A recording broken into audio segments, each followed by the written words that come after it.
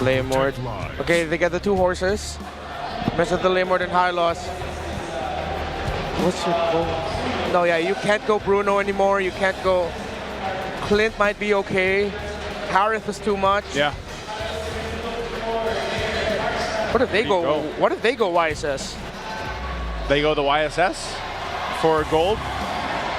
Or the Bruno. Does the Bruno still work in this? Tough. Too tough. Too tough. I wouldn't gold Esmeralda. That would be overcooking. Don't do it, please. Please don't throw it onto Marco.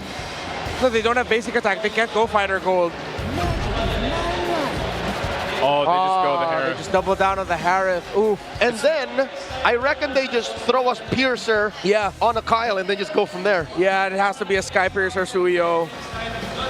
But what if all this magic damage is going to be too much for Liquid to handle? But we're dealing with a what if. The absolutes show Liquid, it looks good for them. And because it feels like a 50-50, San Juan Arena is erupting. Oh, man. Whoever wins is at match point. That is momentum through the roof. Yeah. You don't even understand how important it is to go to 3 points in the Clash of Titans. It's down to a very pivotal game in this series in the grand finals of this best of 7. The next team that wins this will be up to championship point. Will it be Team Liquid, who has lost 2 games now, against Team Falcons, who seem to have figured out the Stampede? Gentlemen, recall the last time that they did this, we literally extended the mall hours of Quill City Mall in Kuala Lumpur. All right. That went all the way and people could not leave their seats. They turned the AC off on them and they just said, no, let them finish. When was this? SBS season This was 5? 2024. 2024 SBS. Oh. Yeah, in Malaysia. We stayed up till about 1 a.m. 1 a.m.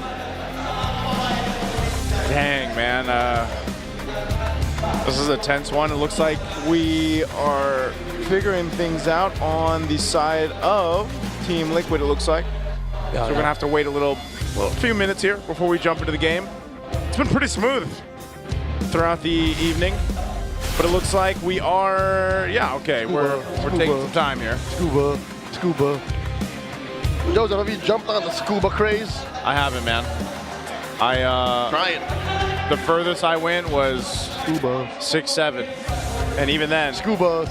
no, Dude, it's fun. Try it. I'm not doing it. Even in my head, I just say, you're missing out. I'm a grown man. Grown man, by the way. That's just, that's how I feel, you know, if I'm doing that. You don't stop playing because you grow old.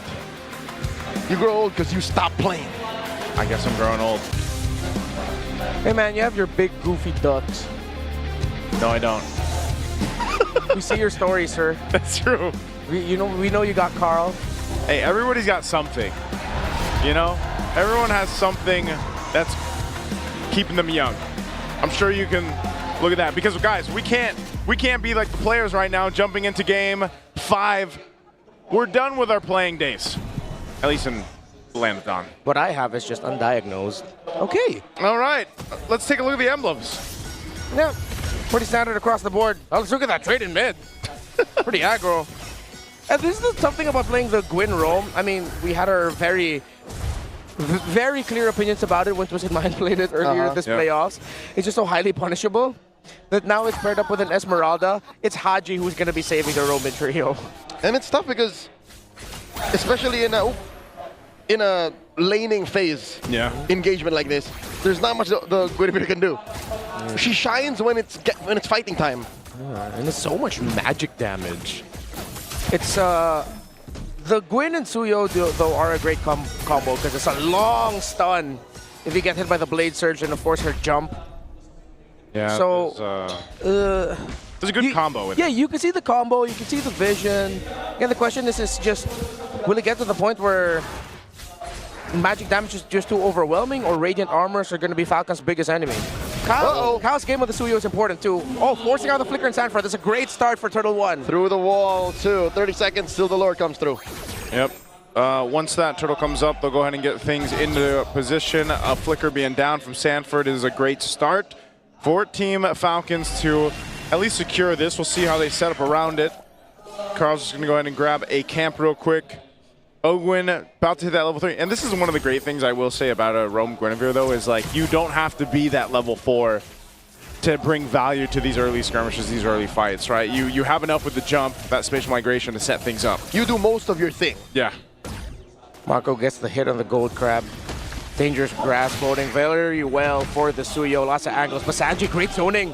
Okay. In comes Sanji. Crimson Beacon knocks up Kyle. Kyle very low, has to surge on through. Queller as well. And now Flap dancing to protect that backline. Retreat, and they knock up Ogwin. RWM defensively used by Haji. Conti's already secured the Lord. It's a win for Liquid. That's what I call some big damn, and I don't know if Kyle was ready for it. Turtle. Great combo there for Sansan. Sanji just brought Sanford 2 great burst targets, and one of them being the opposing jungler.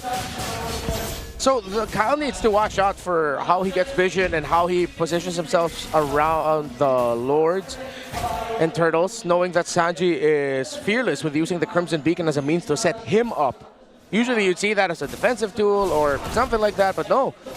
Sanji is on set you up, kill you mode, and he needs to play more through Ogwin and Flap. Yeah, for those of y'all who don't know, when Zushin pops a Crimson Beacon, you get instant stacks. Yeah. So people just all the more easily fly around. Instantly thrown around. Yeah, that's one of the strengths here, especially when you hit that level 4. But so far, this has been the course. I would say the pace that we've seen set up in the past previous games, where it's a little bit slower, you know, early on. Instead of like game 1, game 2, where it would just come out swinging right away for TL. So they maintain a bit of a lead off of these little interactions across the map. But Team Falcons, now that you have a level 4 in Ogwin, maybe they can look for setup potential. Oh, still a very slow-paced game. You see the effects of game 3 and 4 in this. They're really just playing around for the objectives. No one's... Oh, wait. Whoop. Flappier hit with the Law and Order. Used to back off. Had to purify. Glorious Pathway used up by JP already. Yeah, Ogwin wasn't able to knock up anyone because when the Glorious Pathway was brought down, that little bit of extra movement speed just meant that Ogwin wouldn't be able to land the spatial migration. Unfortunate for him. I think him and Flap were looking for a bait play combo type. Uh-oh. Oh, no. Flap in trouble once again. 40 has lethal intent. Flap dashes through, catches a shield, and there's not much of action for Falcons either. It's quite scary how much damage Paquito can do. Oh. All right, he should be fine. They're going to trade it. They don't have to trade too much. This is going to be an objective second turtle in the hands of TL. Yeah, cross-map trades. Falcons know that maybe fighting the turtles are going to be a bit risky for them, so they're just getting the farm.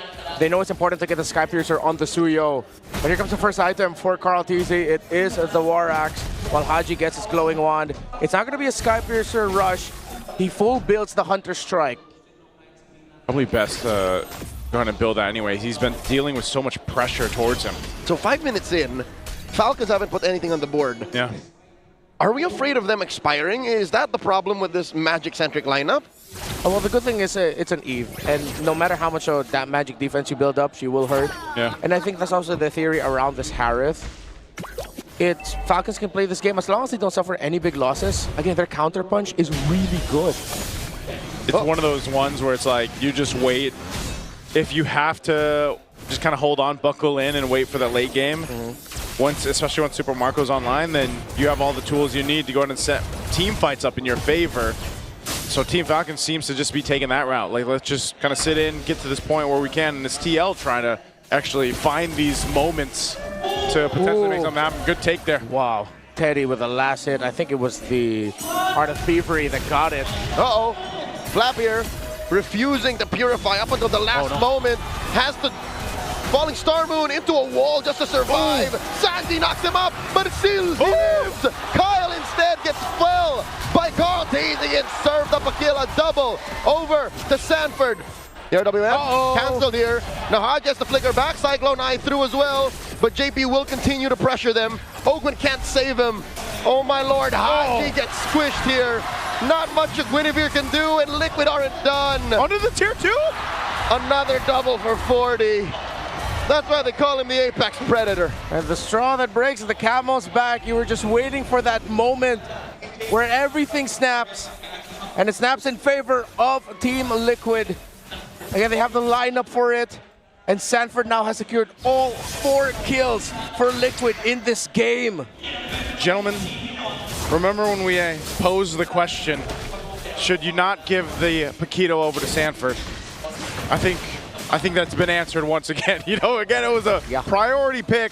He's sitting on 4-0 now. He's already got that Hunter Strike, and you're seeing the way they play around it. I think that's why it's such a threat and why it is such a priority, because you're seeing how they're allowing Sanford. Let's see if he does something here. He's 1v3. They're looking to shut him down. Quick knock up. All the ults thrown out, but here comes Sanji to save him. And the stand duo quill the trio from the Falcons. Oakland here. Lantern Flare. He's got a combo. Sanford knocks out Master. Here comes Carl and JP. And they go in. Double horse combo. Haji gets taken down. And Kyle does not know what to do. Carl gets a double, and Flap follows through. Sanford 6-0-1. Marco don't know 1-0. That ain't no horse, that's a Ducati. It never fails them. The Hylos and the Leomore together just has a good history for Liquid. And maybe the slight overcook was the fact that the Suyo ended up just going into the jungle and there was a roam Guinevere. Call me a hater of the pick, but just for the role specifically. But let's see if Falcons can make a comeback. So far, though, it is all Liquid. Teddy's gold compared to Marco. He does have a 1,100 gold lead. In comes another glorious pathway. Nowhere for Oakland to go. Goes sideways and under goes Flap. Zaman Force.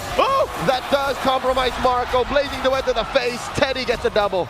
Teddy wanted some of the action. He just got a great placement on the blazing duet. And so TL has brought it to this point, an 8,000 gold lead. Where did this come from? Win after win, massive 4 kills. They get towers out of that too. The fact that Super Marco couldn't get a big considerable win or lead against Teddy in the lane despite a few helps and rotations from Falcons because of how well Teddy was able to control the lane as well and keep himself alive. Yes, there's a lot of eyes on the roam mid trio and the 4 horsemen. But Teddy's play in the lane was crucial for Liquid being at this point as well. I feel you. I feel the crowd in here too, because did someone pick a Hellcurt? Yep, someone picking a Hellcurt here, playing with us. But right now, TL, easy take on the Lord. So they'll secure that. Team Falcons, they gotta just prep up and be ready. I was thinking buckle in for the series. Well, now, quickly, in a matter of a few minutes, 3-4 minutes, they're in their base buckling up. Let's see if they can make it happen. Haji picks up a Divine Glaive, but you're looking at the items. There's a massive disparity. Glorious pathway, slowing down. Falcons retreat. Carl TZ also calls in his Ducati, and that just opens up 40's push up top. You got a Ducati. That's what Carl TZ showing him right now on this Leomore. So far, the synergy between having all this threat AoE. I'm talking about the Hylos. I'm talking about the Jushin. Even Teddy. They have free pickings in these team fights and around these spaces in the jungle and into the base. All shields are going to pop. Lord will make its way down the bot, getting ready to charge in. JP's already in the base. RWM by Haji. Just swiping away at the Lord. Requiem, put it in. Teddy! Teddy with a massive blazing duet. Taking down Kyle. Serving up a kill to 40. And now Flap falls in. That's a double. Mid lane tier 1 drops. 3 defenders left. Falcons are reeling as the Liquid slowly but surely take out Oakland as well. Oakland is holding on. Liquid at match point. 1 away from making history and solidifying themselves